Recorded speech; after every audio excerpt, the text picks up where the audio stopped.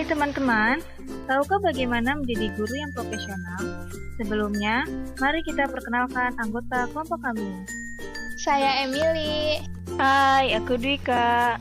Halo, saya Ratna. Saya Suryani. Saya Irma. Saya Lucy.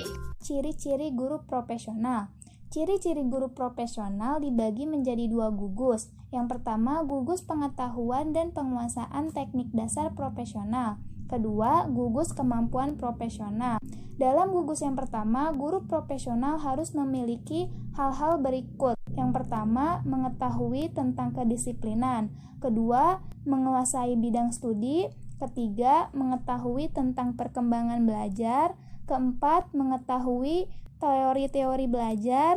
Kelima, mengetahui dan menguasai proses belajar. Keenam, mengetahui kondisi sosial, ekonomi, budaya, dan politik. Ketujuh, mengetahui sosialisasi dan kulturalisasi. Kedelapan, mengetahui Pancasila. Yang kesembilan, mengetahui dan menguasai berbagai media sumber belajar. Kesepuluh, mengetahui jenis informasi pendidikan. Kesebelas, menguasai teknik mengamati proses belajar mengajar. Ke-12, mengetahui berbagai metode mengajar. Ke-13, menguasai penilaian belajar. Ke-14, menguasai perencanaan dan perkembangan belajar mengajar.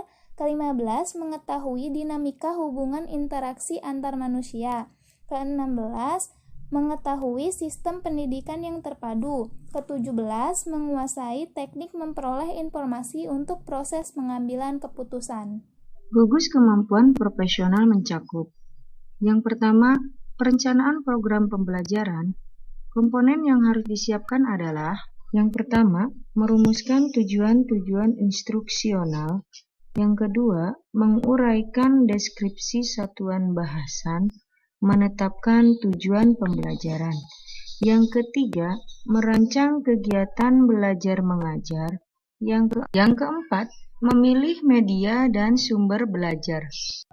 Dan yang kelima, menyusun instrumen evaluasi. Tahapan yang harus dilakukan adalah memotivasi dan membimbing proses belajar mengajar, memfasilitasi proses pembelajaran, dan mengubah suasana belajar mengajar, menetapkan serta mengubah urutan kegiatan belajar sesuai dengan perencanaan. Yang ketiga adalah evaluasi kemajuan belajar, meliputi beberapa komponen dan tahapan, yaitu: yang pertama, memberikan tes yang sesuai dengan tujuan pembelajaran. Yang kedua, memberikan skor atas hasil evaluasi. Yang ketiga, mentransformasikan skor menjadi nilai. Yang keempat, menetapkan ranking. Yang kelima, menafsirkan dan memanfaatkan berbagai informasi hasil penilaian dan penelitian untuk memecahkan masalah profesional kependidikan. Kompetensi yang harus dimiliki oleh seorang guru yang profesional meliputi: pertama, kompetensi pedagogik. Kompetensi pedagogik dapat dikatakan sebagai suatu kemampuan mengelola pembelajaran peserta didik yang meliputi pemahaman terhadap peserta didik, perancangan dan pelaksanaan pembelajaran, evaluasi hasil belajar, dan pengembangan peserta didik untuk mengaktualisasikan berbagai potensi yang dimilikinya. Yang kedua adalah kompetensi personal. Kompetensi personal adalah kemampuan kepribadian yang mantap, stabil, dewasa, arif, dan berwibawa, menjadi teladan bagi peserta didik, dan berakhlak mulia. Kompetensi profesional adalah kemampuan penguasaan materi pembelajaran secara luas dan mendalam, yang memungkinkan membimbing peserta didik memenuhi standar kompetensi yang ditetapkan dalam Standar Nasional Pendidikan. Secara umum, ruang lingkup kompetensi profesional guru menurut Mulyasa 2008 adalah: secara umum, ruang lingkup kompetensi profesional guru menurut Mulyasa 2008 adalah: yang pertama, mengerti dan dapat menerapkan landasan kependidikan baik filosofi, psikologis, sosiologis, dan sebagainya. Lalu yang kedua, mengerti dan dapat menerapkan teori belajar sesuai taraf perkembangan peserta didik. Yang ketiga, mampu menangani dan mengembangkan bidang studi yang menjadi tanggung jawabnya, mengerti dan dapat menerapkan metode pembelajaran yang bervariasi.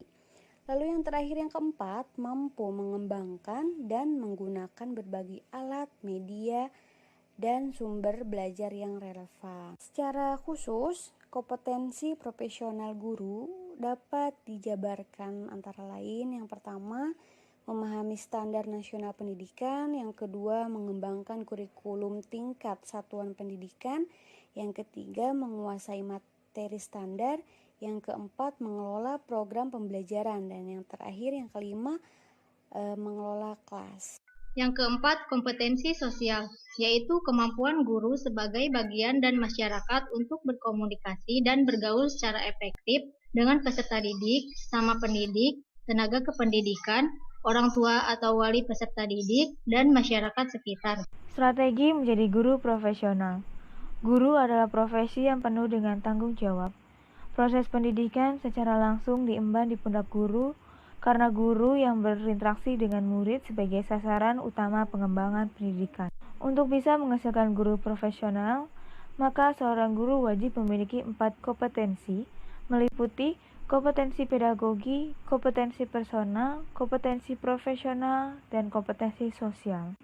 Mengembangkan perangkat fungsional dan struktural bagi satuan-satuan organisasi yang konsen terhadap peningkatan profesionalisme guru. Sementara dari sisi kebijakan pemerintah Indonesia, ada 4 hal yang perlu dilakukan dalam meningkatkan guru profesional.